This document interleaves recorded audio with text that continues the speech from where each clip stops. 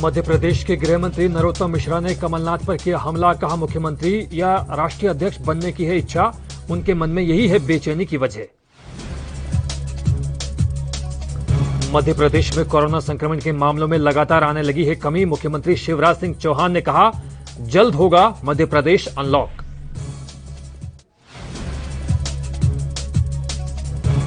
Oxygen plant को लेकर उज्जैन सांसद अनिल फिरोजिया का बयान। कहा, 30 बेड का आईसीयू सेंटर भी जल्द होगा तैयार।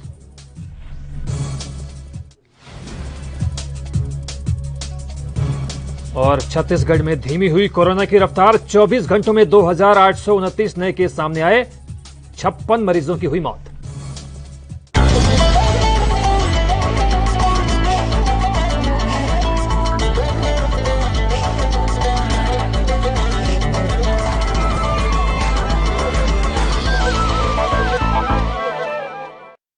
तो स्वागत है आपका स्वर्णिम मध्य प्रदेश छत्तीसगढ़ में। एमपी के गृह मंत्री नरोत्तम मिश्रा ने कमलनाथ पर हमला करते हुए कहा है कि उनकी इच्छा प्रदेश का मुख्यमंत्री या राष्ट्रीय अध्यक्ष बनने की है, लेकिन समस्या यह है कि प्रदेश में दिग्विजय सिंह जी ने उनसे किनारा कर लिया है और दिल्ली में राहुल गांधी उन्हें कोई अहमियत दे नहीं रहे। इस वक्त उनके मन में यही असली बेचैनी की वजह है।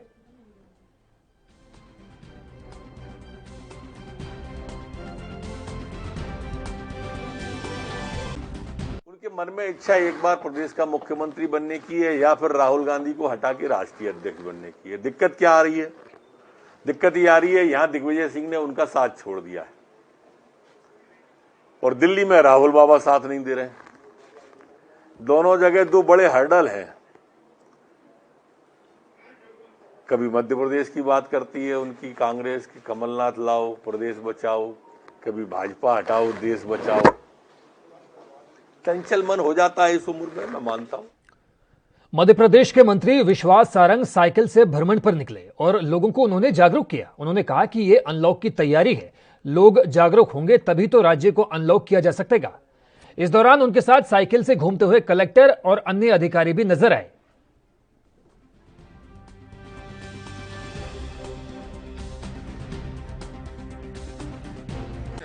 देखिए, अब मध्य प्रदेश को अनलॉक करना है तो हमें सुनिश्चित करना होगा कि हमें संक्रमण की चेन को तोड़ना है।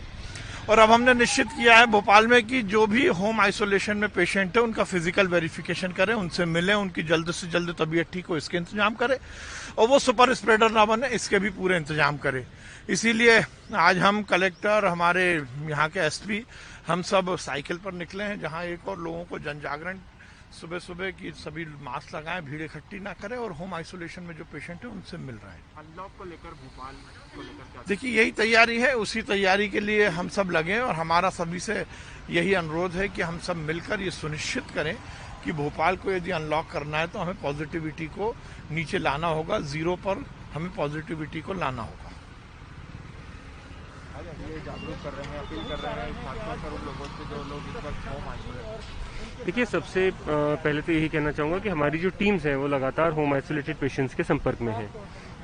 इसी चीज़ को वेरीफाई करने के लिए, उन लोगों से बात करने के लिए, उन्हें कोई परेशानी तो नहीं है ये जानने के लिए मंत्री जी आज निकले हैं राउंड पे। हम सभी लोग उनके साथ हैं और इसके साथ ही जो भी लोग मास्क नहीं लगा रहे हैं उनको ये संदेश देने के लिए कि मास्क अवश्य लगाएं और ये जागरूकता सभी के पास पहुंचे कि हम अनलॉक की तरफ जरूर बढ़ रहे हैं, लेकिन बहुत सचेत और ध्यान से रहने की आवश्यकता है। इसी उद्देश्य से आज हम सब लोग निकले। सर, अब 1 जून से भोपाल जा रहा है, उसको लेकर क्या तैयारियां? ग्रेडेड अनलॉक रहेगा। ऐसे एरियाज जहाँ पे कि नंबर ऑफ केसेस बहुत ज़्यादा हैं या पर्टिकुलर एरियाज जहाँ पे कि पॉजिटिविटी हाई है उनको कंटेनमेंट एरिया मानते हुए वहाँ अनलॉक की प्रक्रिया नहीं होगी और शेष जगहों पे एसेंशियल जो सर्विस।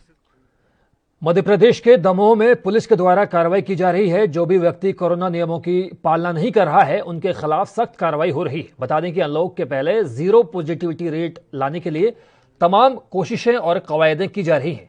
बेवजह घर से बाहर निकलने वाले लोगों के लिए पुलिस सख्त हो गई है।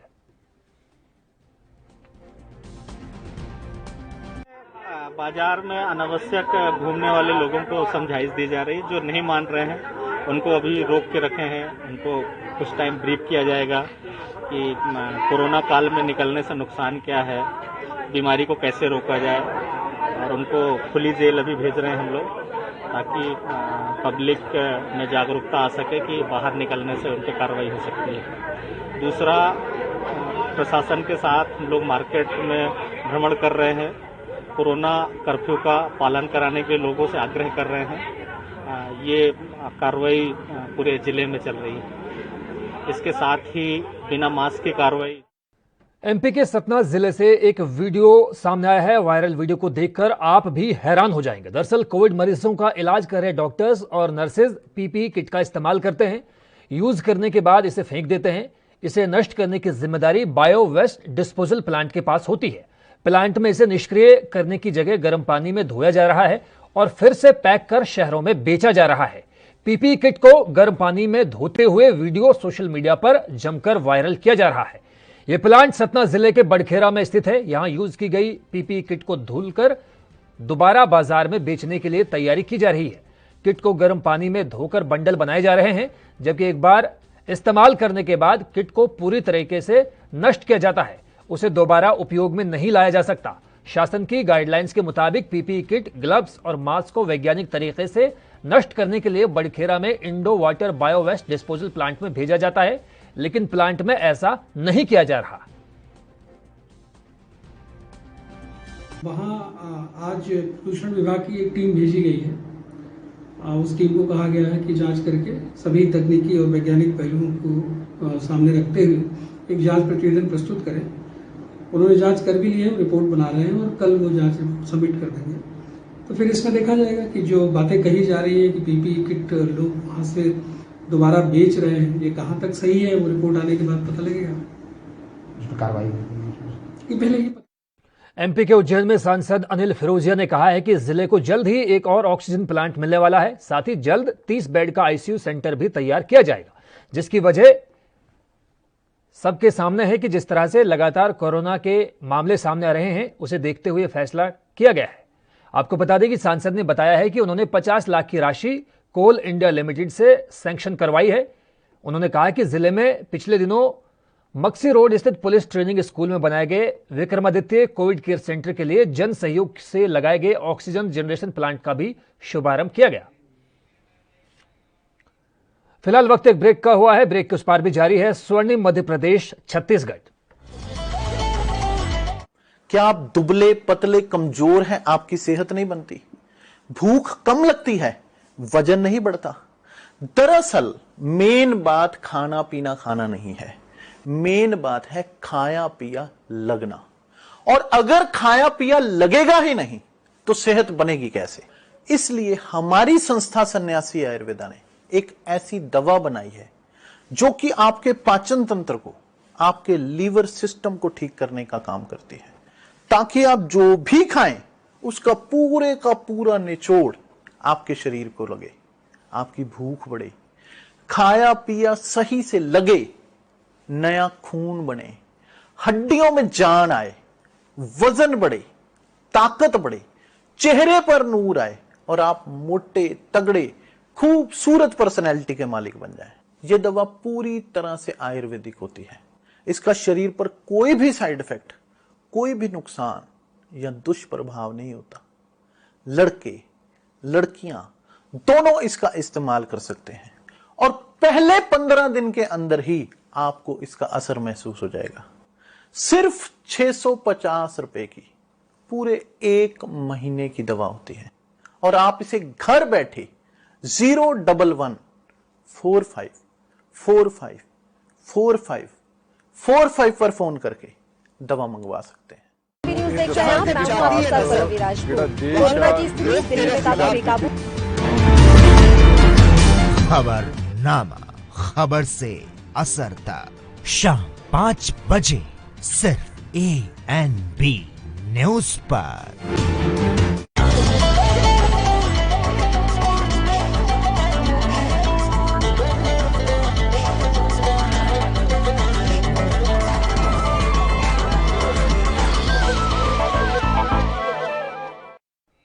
तो ब्रेक के बाद स्वागत है आपका और रुख करेंगे इस वक्त की बड़ी खबर का जो पंजाब से सामने आ रही है। जी हां, इस वक्त की बड़ी खबर पंजाब से सामने आ रही है। दरअसल स्टेट इलेक्ट्रिसिटी रेगुलेटरी कमीशन के टैरिफ के ऑर्डर जारी किए गए हैं। कोविड-19 की वजह से समाज के कमजोर वर्ग को हो रही मुश्किलों के मद्देनजर ये फैसला किया गया है। तो ये बड़ी खबर पंजाब से, जहां पर घरेलू उपभोक्ताओं के लिए प्रति यूनिट टैरिफ में कमी की गई है। छोटे और मझोले औद्योगिक उपभोक्ताओं को भी राहत मिलने की संभावना जताई गई है। तो पंजाब प्रदेश से ये बड़ी खबर, जहां पर एनआरएस उपभोक्ताओं पर भी किसी तरह का बोझ अब नहीं पड़ेगा। एपी श्रेणी के लिए शुल्क में मामूली रूप से 9 पैसे की बढ़ोतरी की गई है।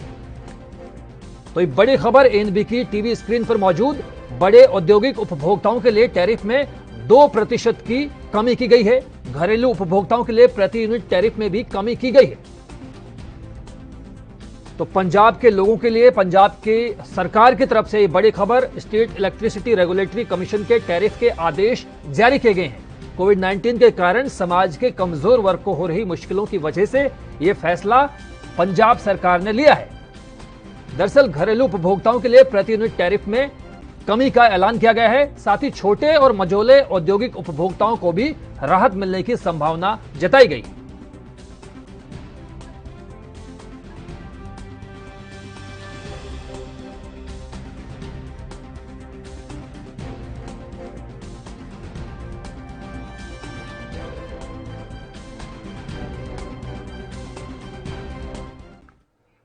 कोरोना की दूसरी लहर को रोकने के लिए मध्य प्रदेश में पिछले 2 महीने से कोरोना कर्फ्यू लगा हुआ है। ऐसे में प्रदेश में सबसे ज्यादा परेशानियों का सामना मजदूर वर्ग को करना पड़ रहा है।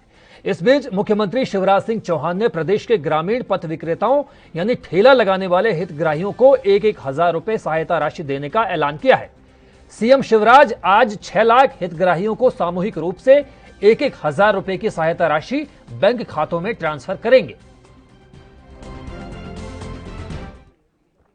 मध्य प्रदेश के रीवा के नईगढ़ी ब्लॉक अंतर्गत बनाई खरीदी केंद्र और बादवा खरीदी केंद्र में समिति प्रबंधक की मनमानी किसानों पर भारी पड़ रही है।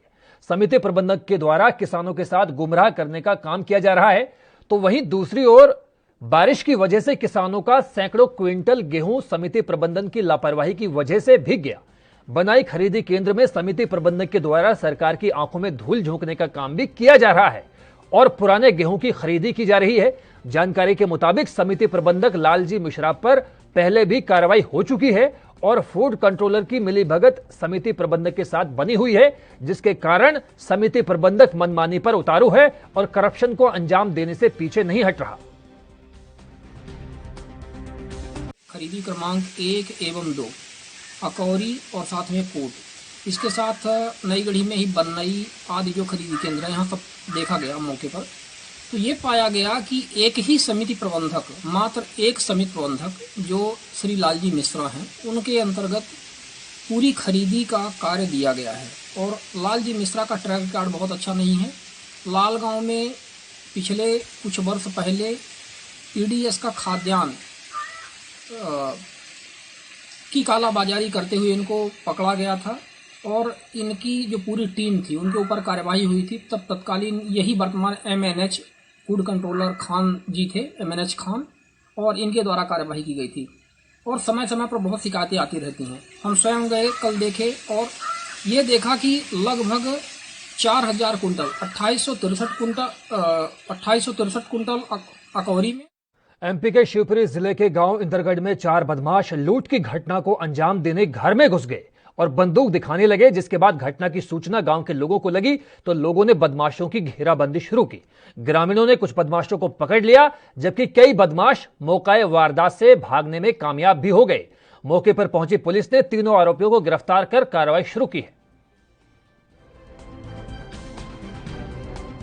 इसमें कल सुबह एक सूचना मिली थी और उसमें 3:30 के आसपास पुलिस पहुंच गई थी वहां पर, और वहाँ पे एक व्यक्ति को चोटें लगी हुई थी और ऐसा बताना था हमारे फरियादी का कि घर में घुसा था, उसके साथ कुछ और लोग थे। तो जिसने उसकी हालत देख के तत्काल केस रजिस्टर करके उसको भेज दिया था और उसके बाद कल उसको वेरीफाई किया गया। उसमें एसडीपी साहब ने भी जाँच की तो उसमें ये पाया गया कि 4 लोग जो थे वो बंदूक थी इनके पास, वो बंदूक से जैसे घर में घुसे वैसे विवाद हो गया, उन्होंने रजिस्टेंस किया और उसमें बाकी वाकई एक मौके पर पकड़ लिया गया। उसमें धारा 458 382 जोड़ ली गई है। जो घर में इस इरादे से गए थे, कोई सामान गया नहीं है, पुलिस ने उसमें धाराएं। एमपी के उज्जैन में बीते 2 दिनों से अनिश्चितकालीन हड़ताल पर बैठे अस्थायी स्वास्थ्य कर्मियों ने चरक अस्पताल के बाहर भीख मांगकर अनोखा प्रदर्शन किया। इस प्रदर्शन में न सिर्फ पुरुष स्वास्थ्य कर्मी बल्कि बड़ी तादाद में महिला कर्मी भी शामिल हुई। स्वास्थ्य कर्मियों ने भीषण उमस और गर्मी के बावजूद भी पीपीई किट पहनकर भीख मांगी और प्रोटेस्ट किया। इस दौरान सड़क से गुजरने वाली कार और बाइक सवार हड़ताली कर्मियों ने भीख मांगी और अपनी मांगों को लेकर प्रोटेस्ट किया। दरअसल उनका कहना है कि हम सभी को संविदा या स्थायी नौकरी में शामिल किया जाए, हमारे पास कोई और चारा नहीं है, इसीलिए भीख मांगकर प्रदर्शन कर रहे हैं। सरकार ने हमें 30 जून तक पत्र थमा दिया है, जिसमें कहा गया है कि अगर काम रहा तो आपकी सेवा आगे ली जाएगी, वरना आपको निकाल दिया जाएगा। बताएं क्या आपकी मांगे हैं, ये किस तरह से आपको? हमारी मांगे है कि हम कोविड में पिछले 1 से 1.5 साल से काम कर रहे हैं। हमारी यही मांगे है कि हमको या तो संविदा में संविलिन कर दिया जाए या परमानेंट कर दिया जाए, लेकिन हमको ऐसे निकाला ना जाए। हमारे मंत्री जो है मोहन यादव, उन्होंने कल बताया कि हमको जरूरत थी तो हम जॉब करने आए, हमको पैसों की जरूरत थी, लेकिन ये बात गलत है। उनके पापा जो एडमिट थे पिछले 1 या 1.5 महीने पहले, वहाँ माधव नगर स्टाफ ने उनको सही करके घर पहुँचाया, तो क्या उनको ऐसी बात बोलनी चाहिए? मैं मंत्री जी से सवाल करती हूँ कि उनको ऐसा बोलना चाहिए क्या? गलत है ना ये तो। हमने कोविड में मतलब पेशेंट से चिपक कर उनकी सेवा करी और उन्होंने आज ऐसा बोला, हमको कितना दर्द हुआ होगा इस चीज का। हम अपने छोटे छोटे बच्चों परिवार को छोड़कर यहाँ ड्यूटी कर रहे हैं अपनी जान की परवाह किए बिना, और आज हमको मतलब ऐसा कुछ सुनने को मिलेगा तो हमको कितना दर्द होगा। ये अच्छा उनका सुझाव है। हम भी इस दिशा में मैं प्रशासन से बात करूंगा कि वो योग्य तरीके से, माननीय मुख्यमंत्री जी ने वैसे वार्ड से निकालने कहा है, नर्सिंग स्टाफ पैरामेडिकल की भर्ती हुई है, क्रमशः इनकी भर्ती भी होती जाएगी। देखिए एक बात है कि उनको भी ज़रूरत थी इसलिए काम करना है, कोई किसी को ज़बरदस्ती थोड़ी लगाता है। तो ये बात सही है कि टेम्परेरी से परमानेंट होना चाहते हैं, वो अच्छी बात है, लेकिन सरकार और पैरामेडिकल। मध्य प्रदेश के इंदौर में जिला प्रशासन द्वारा कोरोना महामारी में तमाम सार्वजनिक और निजी कार्यक्रम पर रोक लगा दी गई है। इसके बावजूद भी चंदन नगर में लड़की के पिता को शादी समारोह आयोजन कराना पड़ा, लेकिन उनको ये भारी पड़ गया। दरअसल ग्रीन पार्क कॉलोनी के नवनिर्मित मकान में काफी संख्या में लोग इकट्ठा होकर शादी समारोह में भाग ले रहे थे। इसकी सूचना पुलिस विभाग को मिली, जिसके बाद पुलिस ने छापेमारी कर कई लोगों को मौके से गिरफ्तार कर लिया। बता दें कि कोरोना की वजह से ज्यादा लोगों का इकट्ठा होना सख्त मना है। सूचना मिली थी कि एक शादी समारोह का आयोजन किया जा रहा है, जिसमें एक मकान के अंदर काफ़ी ज़्यादा संख्या में लोग मौजूद हैं और जिससे संक्रमण का खतरा लगातार बना हुआ है। तो मैं, तहसीलदार साहब और नगर निगम की टीम, तीनों विभाग के लोग तत्काल वहां पहुंचे तो देखा कि एक नव निर्मित मकान के अंदर करीब 250 से 300 पुरुष और महिलाएं, बच्चे, जिनमें से अधिकांश लोग बिना मास्क के थे। अंदर इनका खाना पीना चल रहा था, शादी का कार्यक्रम चल रहा था। तो तत्काल इनके खिलाफ धारा 269, और 188 आईपीसी के तहत कार्रवाई करते हुए प्रकरण पंजीबद्ध किया गया है। और इसमें लड़की के पिता जावेद, जो ग्रीन पार्क का रहने वाला है, और जो मकान मालिक है मोहम्मद एजाज, इन दोनों। छत्तीसगढ़ में 31 मई के बाद अंग्रेजी शराब दुकान खोलने पर सरकार विचार कर रही है। जल्द ही इस पर फैसला लिया जा सकता है। अभी सिर्फ देशी शराब की दुकानें ही खोली गई हैं। आबकारी मंत्री कवासी लखमा का कहना है कि एक साथ अंग्रेजी और देशी शराब के खुलने से लोगों में कोरोना संक्रमण का खतरा फैल सकता है। लिहाजा 31 मई के बाद अंग्रेजी शराब की दुकानों को खोलने पर विचार किया जा रहा है। वहीं शराब दुकानों में भीड़ ना हो, इसके लिए अधिकारियों को लगातार आदेश भी जारी किए जा रहे हैं। देश में कोरोना की रफ्तार कम होने का नाम नहीं ले रही थी, लेकिन अब कई राज्यों में कोरोना की रफ्तार धीमी हुई है। वहीं इंदौर में भी कोरोना का तांडव पहले के मुकाबले काफी कम हुआ है। इंदौर के नोडल अधिकारी के मुताबिक रिकवरी रेट का ग्राफ बढ़ रहा है, जो एक सुखद खबर अपने आप में है। बता दें कि कोरोना से कई लोगों की जान इंदौर में जा चुकी है। मौत का आंकड़ा इस कदर बढ़ गया था कि शमशान घाटों में लोगों को जलाने की जगह भी नहीं मिल रही थी। बुलेटिन के अनुसार 526 केसेस आज पॉजिटिव आए हैं। आज का 5.9% हमारा पॉजिटिविटी रेट है। आज टोटल जो सैंपल्स टेस्ट किए गए थे वो 8,910 सैंपल टेस्ट किए गए थे, जिसमें से 8,348 सैंपल नेगेटिव आए थे। अभी इंदौर जिले की कुल यदि पॉजिटिव केसेस की यदि हम बात करते हैं तो 1,48,448 केसेस अब तक के कोविड से ग्रसित हो चुके हैं और ओवरऑल जो क्यूमुलेटिव पॉजिटिविटी रेट है इंदौर जिले का वो 10.3% है। अभी कल के 4 डेथ मिलाकर के अभी तक के 1,331 डेथ कोविड से हो चुके हैं और 0.8% की अभी फेटालिटी रेट इंदौर जिले की है। 1,41,143 पेशेंट ऐसे हैं जो ठीक होकर के अपने घरों को जा चुके हैं और लगभग 95% का हमारा रिकवरी रेट है। रिकवरी रेट का जो ग्राफ है वो धीरे धीरे बढ़ रहा है, जो इंदौर के लिए एक अच्छा सुखद संदेश भी देता है और जो प्रशासन और स्वास्थ्य विभाग के द्वारा जो कदम उठाए जा रहे हैं उन कदमों के सार्थकता को भी सिद्ध करता है। अभी एक्टिव केसेस की संख्या में भी काफी कमी आई है। हॉस्पिटल्स में भी पर्याप्त मात्रा में बेड्स अवेलेबल है। बेड ऑक्यूपेंसी स्टेटस में भी अभी ये चीज ग्राफ देखने को मिल रहा है कि आराम से हमें हॉस्पिटल। कोरोना संक्रमण की घटती रफ्तार और नए मामलों में आ रही कमी को देखते हुए जिला प्रशासन ने राजधानी रायपुर में सुबह 6 बजे से शाम 5 बजे तक कारोबार को छूट दे दी है। इसी के साथ अब कोविड नियमों के पालन में ढिलाई को देखते हुए आज यानी 28 मई से मालवीय नगर रोड और गोल बाजार में कोरोना जांच की जाएगी। दुकानदार, कर्मचारी और ग्राहकों का एंटीजन टेस्ट किया जाएगा। जानकारी के मुताबिक 1200 दुकानों के कारोबारियों और कर्मियों की जांच होगी। जिन दुकानों के व्यापारियों का टेस्ट होगा वहां आने वाले खरीदारों का भी टेस्ट किया जाएगा।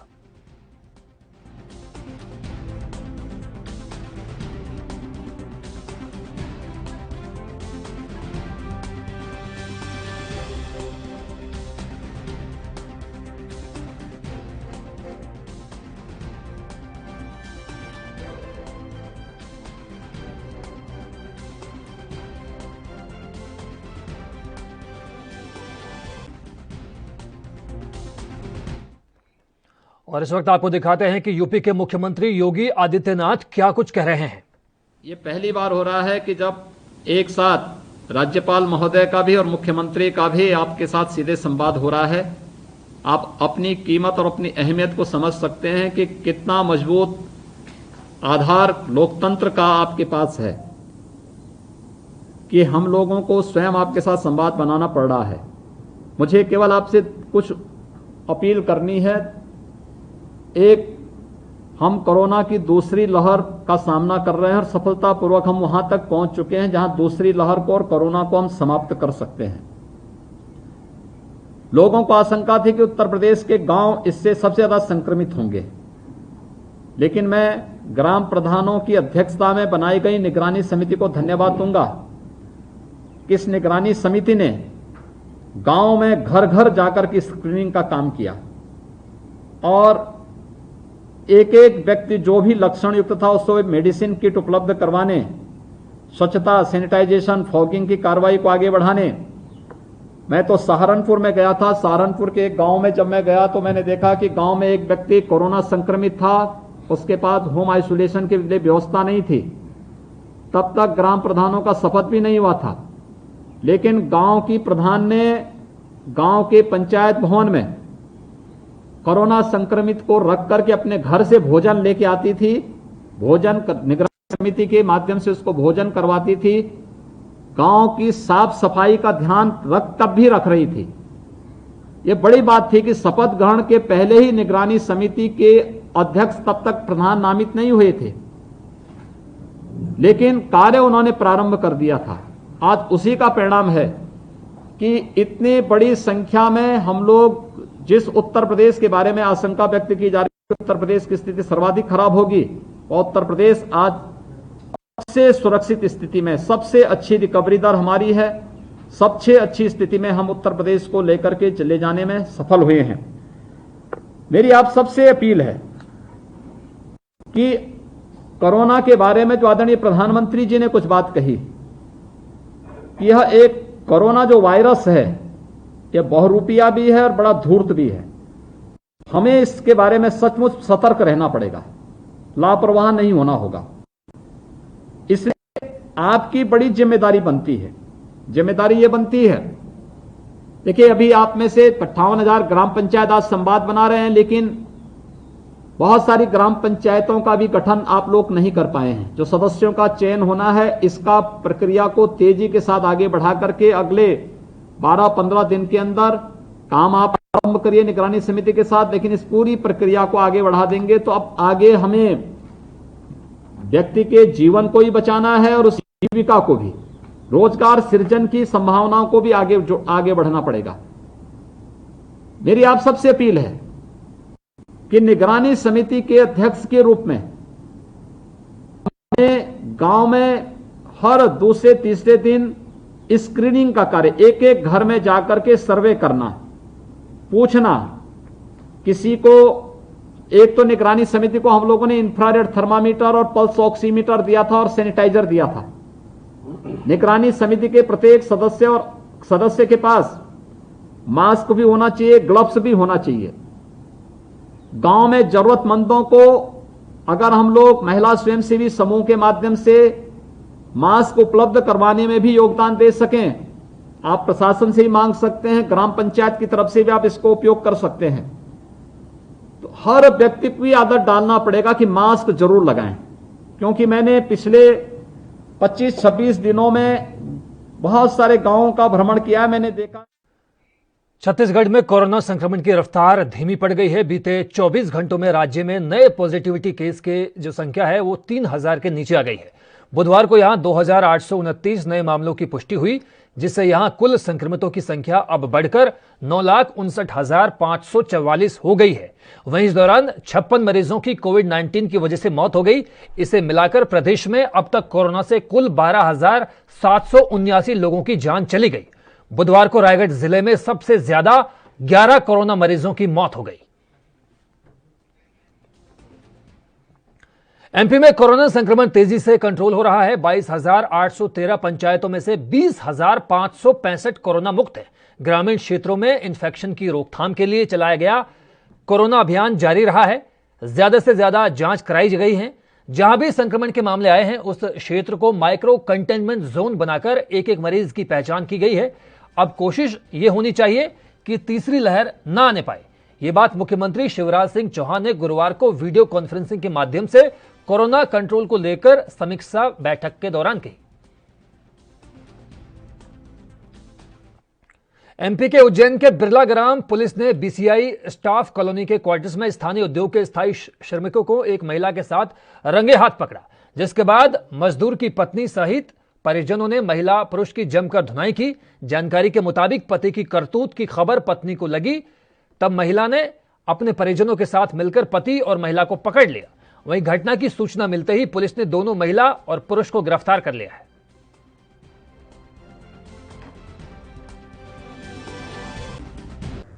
कल शाम को थाना बिरला ग्राम में एक सूचना मिली थी कि कोई प्रेमी प्रेमिका आपस में कहीं पे अपना मिल रहे थे। वहां पर प्रेमी के परिवारजन वहां पर पहुंच गए और दोनों को रंगे हाथों पकड़ लिया और वहां पर उनकी प्रेमिका की उनके घर वालों ने पिटाई कर दी। इस संबंध में अभी तक थाने पे कोई आवेदन पत्र दोनों पक्षों की तरफ से प्राप्त नहीं हुआ है। अगर दोनों पक्षों की तरफ से कोई भी आवेदन या किसी भी एक पक्ष की तरफ से कोई रिपोर्ट आती है तो उस पर विधि अनुसार कार्रवाई की जाए। तो फिलहाल स्वर्णिम मध्य प्रदेश छत्तीसगढ़ में बस इतना ही। मुझे दीजिए इजाजत। नमस्कार।